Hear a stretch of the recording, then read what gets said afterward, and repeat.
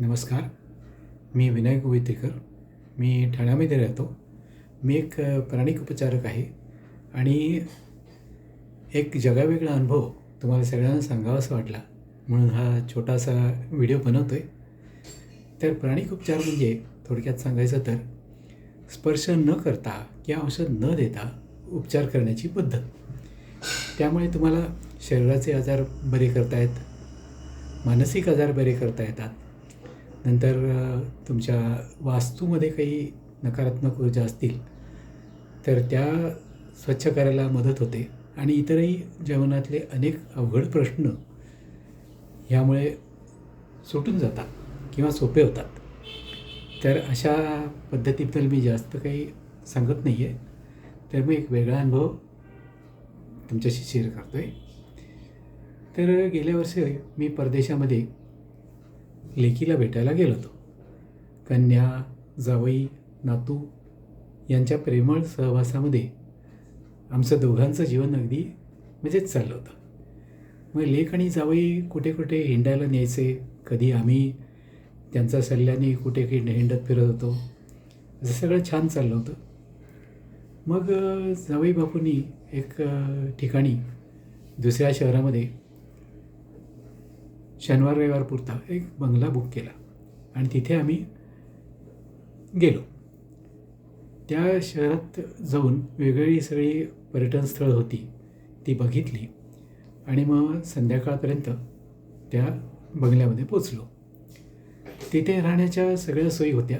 म्हणजे टेबल खुर्च्या, ताटवाट्या, स्वयंपाकाची साधनं, गॅस शेगड्या, ओव्हन, गाद्या, उशा, ब्लँकेट अशा सगळ्याच सोयी होत्या.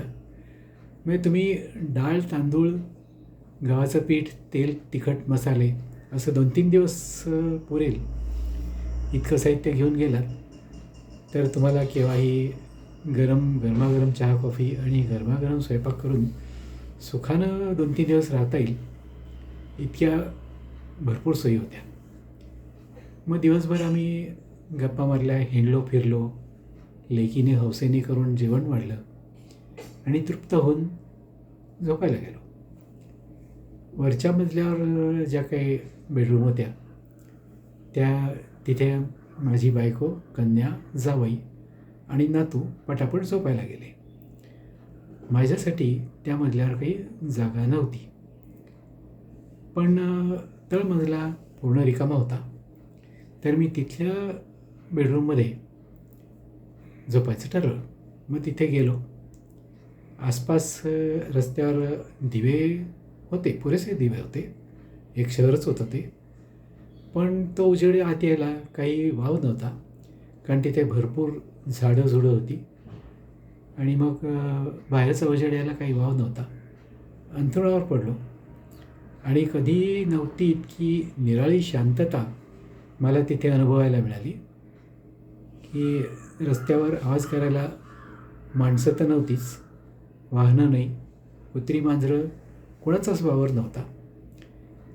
मग मी डोळे मिटले आणि आता काही मिनटात झोप लागणार.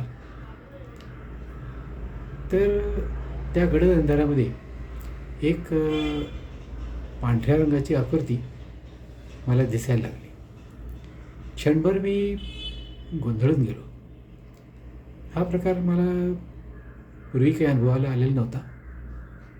कुठलाही आवाज नाही, हालचाल नाही, अतिशय स्तब्ध अशी ती पांढरी आकृती माझ्यासमोर स्वस्थ उभी होती. मी जरा गोंधळून गेलो. स्वतःला अर्थात एका क्षणामध्ये सावरलं आणि इथे एकटा नाही आहे, तर प्रत्यक्ष परमात्मा माझ्याजवळ आहे, माझ्यासोबत आहे या जाणीवेने शांत झालो.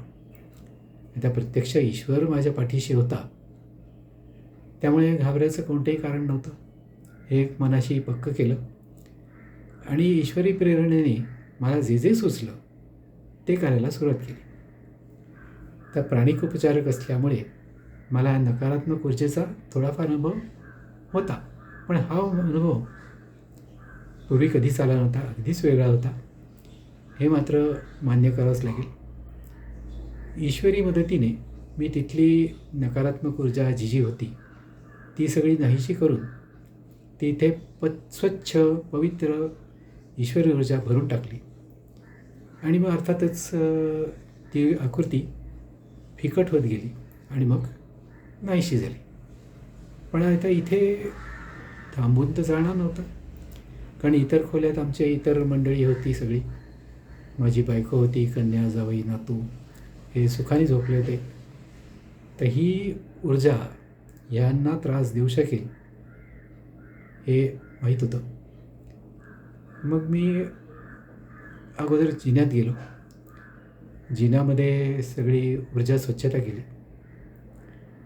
कल्पनेनेच एकेका मजल्यावर प्रत्येक खोलीमध्ये गेलो. त्या खोलीच्या दारात उभं राहून तिकडे नकारात्मक ऊर्जा नाहीशी करून स्वच्छ पवित्र ईश्वरी ऊर्जा भरत गेलो. आता एव्हा माझा सगळा बंगला स्वस्थ झाला होता, सुरक्षित झाला होता. मी शांत झालो होतो. आणि आता सगळं काही सुरक्षित आहे याची खात्री झाली. तेव्हा मी शांत होऊन झोपून गेलो.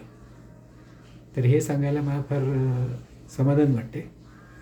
तेव्हा मंडळी, ही उपचार पद्धत शिकायला फक्त महाराष्ट्रात नाही, फक्त भारतात नाही, तर जगभर 6 खंडामध्ये असंख्य ठिकाणी हे शिकण्याची सोय आहे.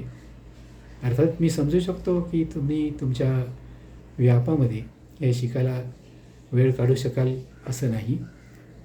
पण जगभरातले असंख्य प्राणिक उपचारक तुमच्या मदतीसाठी सज्ज आहेत. तर इतर गावात किंवा इतर देशात जाणार असाल तर जाण्याआधी तुमच्या ओळखीच्या कोणत्याही प्राणिक उपचाराचा सल्ला घ्या.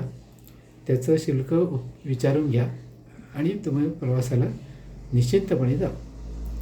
हां, आणि हो, एक मुख्य सांगायचं की फक्त प्रवासापुरतं नाही, तर आयुष्याचा सगळा प्रवास सुखाने पार पडावा म्हणून प्राणिक उपचारकाच्या शिक्षणाने किंवा सल्ल्याने तुमचं आयुष्य सगळा प्रवास सुखाचा होऊ दे अशी ईश्वराच्या प्रेरणेने प्रार्थना करतो आणि माझं निवेदन पूर्ण करतो.